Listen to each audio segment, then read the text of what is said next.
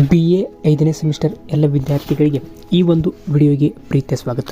ಇವತ್ತಿನ ಒಂದು ವಿಡಿಯೋದಲ್ಲಿ ನಾವು BA 5ನೇ ಸೆಮಿಸ್ಟರ್ಗೆ ಸಂಬಂಧಿಸಿದಂತಹ ರಾಜ್ಯಶಾಸ್ತ್ರ ವಿಭಾಗದ DSC 10ರ ಅಧ್ಯಾಯ 3 ಸರ್ಕಾರ ಮತ್ತು ರಾಜಕೀಯದ ಪ್ರಕಾರಗಳು types of government and politics ಈ ಅಧ್ಯಾಯಕ್ಕೆ ಸಂಬಂಧಿಸಿದಂತಹ ಭಾಗ 2 ವಿಡಿಯೋ ಇದಾಗಿದೆ. ಈಗಾಗಲೇ ಭಾಗ 1 ವಿಡಿಯೋದಲ್ಲಿ ಈ ಅಧ್ಯಾಯಕ್ಕೆ ಸಂಬಂಧಿಸಿದಂಥ ಒಂದು ಪ್ರಶ್ನೆಯನ್ನು ಪರೀಕ್ಷೆಯಲ್ಲಿ ಕೇಳಬಹುದಾದಂಥ ನಿಟ್ಟಿನಲ್ಲಿ ಡಿಸ್ಕಷನ್ ಮಾಡಲಾಗಿದ್ದು, ಇವತ್ತಿನ ಕ್ಲಾಸ್ನಲ್ಲಿ ಕೂಡ ನಾವು ಮತ್ತೊಂದು ಪ್ರಶ್ನೆಯನ್ನು ಪರೀಕ್ಷೆಯ ದೃಷ್ಟಿಯಲ್ಲಿ ಕೇಳಬಹುದಾದಂಥ ನಿಟ್ಟಿನಲ್ಲಿ 10 ಅಂಕದ ಪ್ರಶ್ನೋತ್ತರವನ್ನು ಚರ್ಚೆ ಮಾಡೋಣ ಅಂತ ಹೇಳ್ತಾ ಇವತ್ತಿನ ಕ್ಲಾಸ್ನ ಸ್ಟಾರ್ಟ್ ಮಾಡೋಣ ಬನ್ನಿ.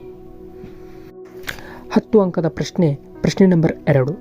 ಸಂಯುಕ್ತ ವ್ಯವಸ್ಥೆಯ ಅರ್ಥವೇನು, ಅದರ ಲಕ್ಷಣಗಳನ್ನು ಪರಿಶೀಲಿಸಿರಿ. ಈ ಒಂದು ಪ್ರಶ್ನೆಗೆ ಸ್ವಾರಸ್ಯವಾದಂತಹ ಉತ್ತರವನ್ನು ನೋಡೋದಾದರೆ, ಸಂಯುಕ್ತ ಸರ್ಕಾರ ಫೆಡರಲ್ ಗವರ್ನಮೆಂಟ್. ಸಂಯುಕ್ತ ಸರ್ಕಾರದ ಅರ್ಥ, ಮೀನಿಂಗ್ ಆಫ್ ಫೆಡರಲ್ ಗವರ್ನಮೆಂಟ್.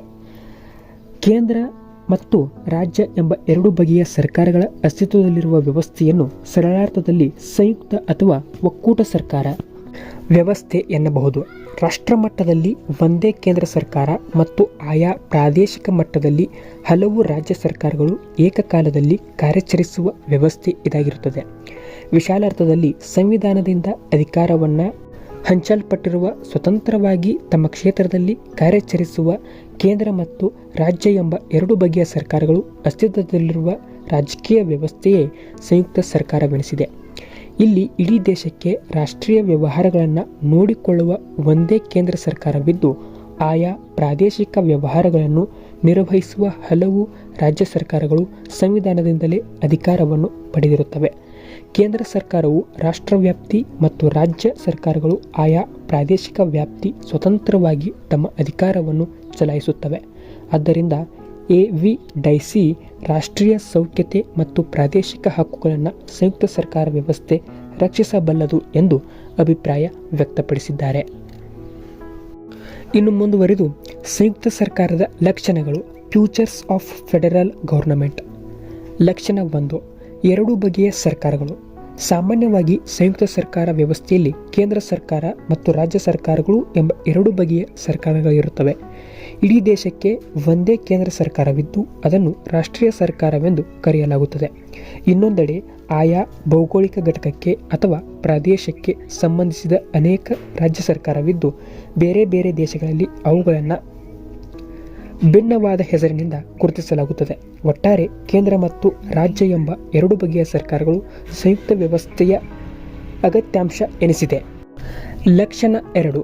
ಅಧಿಕಾರದ ಹಂಚಿಕೆ.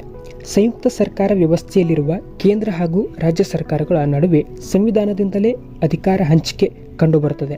ಗಮನಾರ್ಹ ಅಂಶವೇನೆಂದರೆ, ಅಧಿಕಾರ ಹಂಚಿಕೆಯ ವಿಧಾನವು ದೇಶದಿಂದ ದೇಶಕ್ಕೆ ಭಿನ್ನವಾಗಿರಬಹುದು.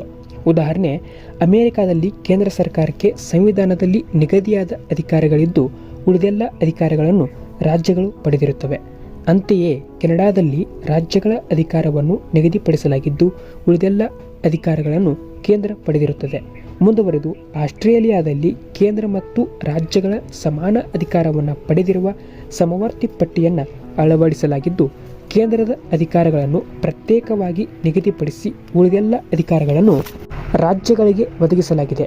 ಒಟ್ಟಾರೆ ಘರ್ಷಣೆಗೆ ಆಸ್ಪದವಿಲ್ಲದಂತೆ ಕೇಂದ್ರ ಮತ್ತು ರಾಜ್ಯಗಳಿಗೆ ಅಧಿಕಾರ ಹಂಚಿಕೆ ಮಾಡುವುದು ಒಕ್ಕೂಟ ವ್ಯವಸ್ಥೆಯ ಅತ್ಯಗತ್ಯ ಅಂಶವಾಗಿದೆ. 3ನೆಯ ಲಕ್ಷಣ, ಲಿಖಿತ ಸಂವಿಧಾನ. 2 ಬಗೆಯ ಸರ್ಕಾರಗಳನ್ನು ಹೊಂದಿದ್ದು ಅವುಗಳ ನಡುವೆ ಅಧಿಕಾರಗಳ ಹಂಚಿಕೆ ಮಾಡಲ್ಪಟ್ಟ ಸಂಯುಕ್ತ ವ್ಯವಸ್ಥೆಯಲ್ಲಿ ಬರಹ ರೂಪದ ಸಂವಿಧಾನವು ಪ್ರಧಾನ ಲಕ್ಷಣವೆನಿಸಿದೆ.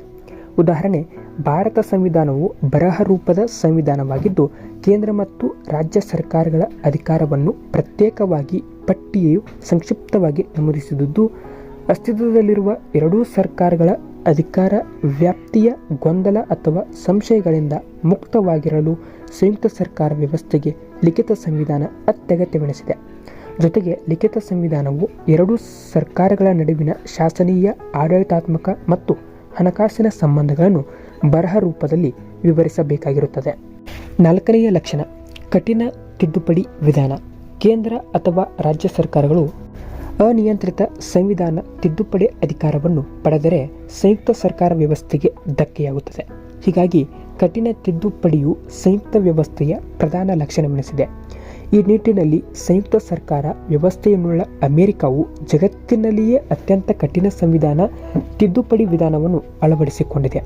ಅಂತೆಯೇ ಭಾರತ ಸಂವಿಧಾನ 368ನೇ ವಿಧಿಯಲ್ಲಿ ಸಾಮಾನ್ಯ ನಿಯಮಾವಳಿಗಳನ್ನು ಸಂಸತ್ತು ಸರಳ ಬಹುಮತದೊಡನೆ, ಕಡಿಮೆ ಮಹತ್ವದ ವಿಷಯಗಳನ್ನು ಸಂಸತ್ತಿನ ವಿಶೇಷ ಬಹುಮತದೊಡನೆ ಮತ್ತು ಸಂವಿಧಾನದ ಮೂಲ ಸಂರಚನೆಗೆ ಸಂಬಂಧಿಸಿದ ಮಹತ್ವದ ವಿಷಯಗಳನ್ನು ಸಂಸತ್ತು ಮತ್ತು ಅರ್ಧಕ್ಕಿಂತ ಹೆಚ್ಚಿನ ರಾಜ್ಯಗಳ ಅಂಗೀಕಾರದೊಡನೆ ತಿದ್ದುಪಡಿಗೊಳಿಸಲು ಸೂಚಿಸಿದೆ. ಆದ್ದರಿಂದ ಕಠಿಣ ತಿದ್ದುಪಡಿಯು ಸಂಯುಕ್ತ ವ್ಯವಸ್ಥೆಯ ಲಕ್ಷಣವೆಂದು ಪರಿಗಣಿಸಲಾಗುತ್ತದೆ. ಲಕ್ಷಣ 5 ಸಂವಿಧಾನಿಕ ಶ್ರೇಷ್ಠತೆ.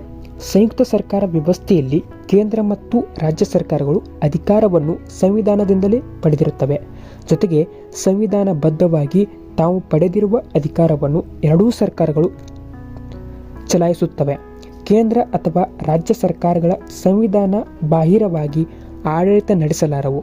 ಆದ್ದರಿಂದ ಸಂಯುಕ್ತ ವ್ಯವಸ್ಥೆಯು ಬಯಸುವ ಸಾಂವಿಧಾನಿಕ ಶ್ರೇಷ್ಠತೆಯು ಅದರ ಲಕ್ಷಣವೆನಿಸಿದೆ.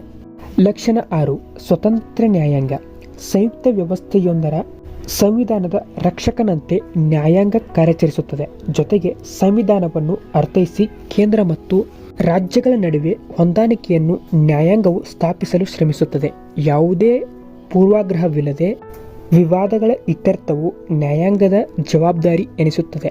ಆದ್ದರಿಂದ ಸಂಯುಕ್ತ ವ್ಯವಸ್ಥೆಯಲ್ಲಿ ಸ್ವತಂತ್ರ ಮತ್ತು ನಿಷ್ಪಕ್ಷಪಾತ ನ್ಯಾಯಾಂಗ ಹೆಚ್ಚು ಪ್ರಸ್ತುತವೆನಿಸುತ್ತದೆ. 7ನೆಯ ಲಕ್ಷಣ ವಿಶಾಲ ರಾಷ್ಟ್ರಗಳಿಗೆ ಸಹಕಾರಿ. ಅಧಿಕ ಜನಸಂಖ್ಯೆ ಮತ್ತು ವಿಶಾಲ ಭೂಪ್ರದೇಶವುಳ್ಳ ಬೃಹತ್ ರಾಷ್ಟ್ರಗಳಿಗೆ ಸಂಯುಕ್ತ ಸರ್ಕಾರವು ಉಪಯುಕ್ತವೆನಿಸುತ್ತದೆ. ವೈವಿಧ್ಯಮಯ ಆಡಳಿತ ಸವಾಲುಗಳನ್ನು ಎದುರಿಸಲು ಸಂಯುಕ್ತ ವ್ಯವಸ್ಥೆಯು ಸಮರ್ಥವೆನಿಸುತ್ತದೆ.